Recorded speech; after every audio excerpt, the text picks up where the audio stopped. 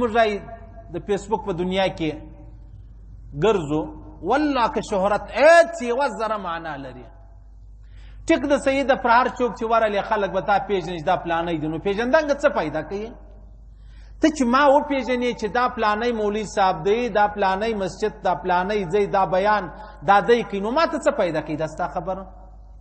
تا چې زه نه پېژندلم ما ته څه پیدا رسېدله تا چې زه وپېژندلم ما ته څه پیدا رسېږي تاسو په دې خبره سر خلاصېږي زما اوس په دې خبره تر ډېره حده سر خلاص ولو چې هر ځای ولاړ شي او پلانی مولوي صاحب پلانی نو پلانی مولوي صاحب چیش دی نو ته ډوډۍ ورکوې ته راولاړ شې علیحده پسه ورته حلاله یا یو شی نسته نو چې هغه تا نه پېژندی چې تا نه پېژندله ما ته شی نه میلاوېدی چې تا وپېژندله ما ته شی نه میلاوېدي نو ما ته دا زما شهرت څه پیدا کوي او تاوان لا دا راته کوي چې زما به نیت خراب وي زه به د ریا و د شهرت و د نامه و د تکبر و د ریا و د دې خبرو لا شوکیم پکې پاته سولمه نو زما خو دې خانه را خرابه کړله صحیح سلو هېڅ شهرت چې دی هغه کمال نه دی عزیزانو بس دغه ګمنامي نه ده په دې کې چې څومره الله رب العزت سکون یې شی دی اطمینان یې شی دی خوشحالي یې شی ده څومره چې د زړه قرار الله رب العزت په دغه ګوشه نشیني کې یې شی ده چې څومره ستا په ګمنامي کې یې شی ده چې څومره ستا په ورکوالي کې یې شی ده چې څومره خلکو ته نه پېژندلې والله هغه په هغه کې نه ده چې خلک یې وپېژني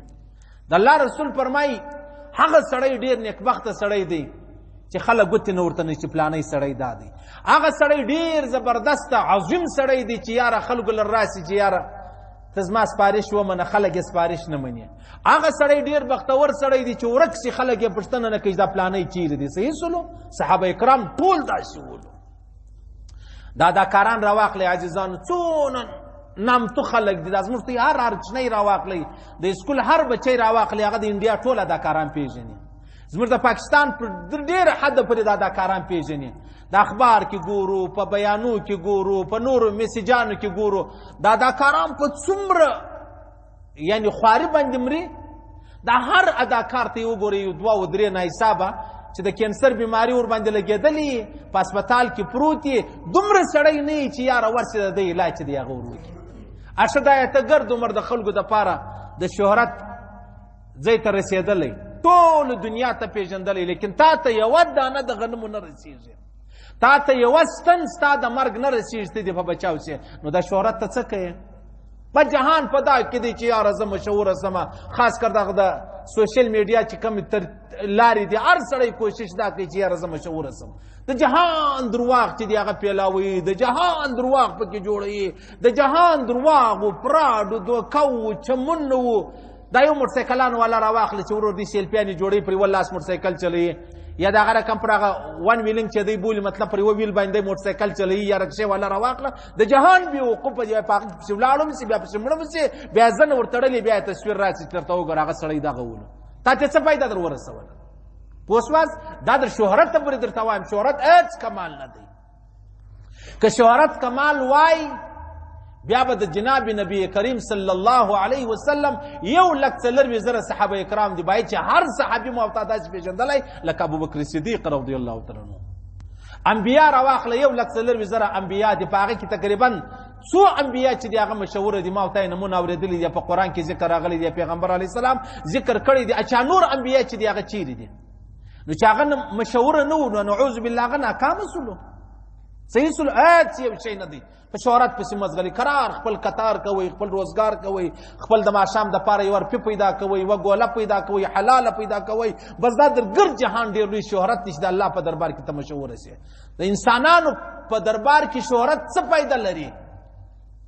پیغمبر علیه الصلاة والسلام فرمایي چې کله یو سړی د الله ذکر وکړي الله یادوي الله رب العزت پر عرش باندې دی یادوي اوس د الله په دربار کې ته مشهوره سوې او چې کله یو سړی د الله سره ډېر مینه او محبت لري الله رب العزت جبرائیل امین علیه الصلاة والسلام ورته ووایي چې د فلاني سړي سره زه مینه لرم ته مینه ورسره وکړه ورسه ملایکو ته هم کیسه وکړه صحیح شو و دغه شهرت څه خوند کوي په اسمان کې سړی مشهوره دی دا د مځکې شهرت څوک څه کوي مار مشهوره دی لړم مشهوره دی ورسه هغه د جهان زهریله خصمانان چې دی هغه مشهوره دی و ده ته پیدا کړې ده تاوان یې لا دا ورته کړی دی چې دی هر ځای څوک یې وویني څوک یې وژني و یاره دا ډېر بېکاره شی دی صحیح شو. زما په دې بازار کې بیخي ډېر کارونه دي، زه والله که وتلی سم پر دا روډ باندې ته وګرځه،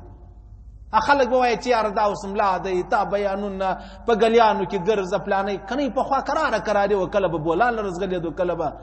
په غرو کې ګرځېدو، خلک به پر هوټلانو به ناست ول، هېڅ یو پریشاني نه وه. لیکن اوس دا خبرې ته موږ ودرېدو. که غواړئ ځان د مهمو اسلامي معلوماتو څخه خبر کړئ، د الحاج مولوي نورالدین اغا په نوم فیسبوک پاڼه خوښه او له نورو سره یې شریکه کړئ.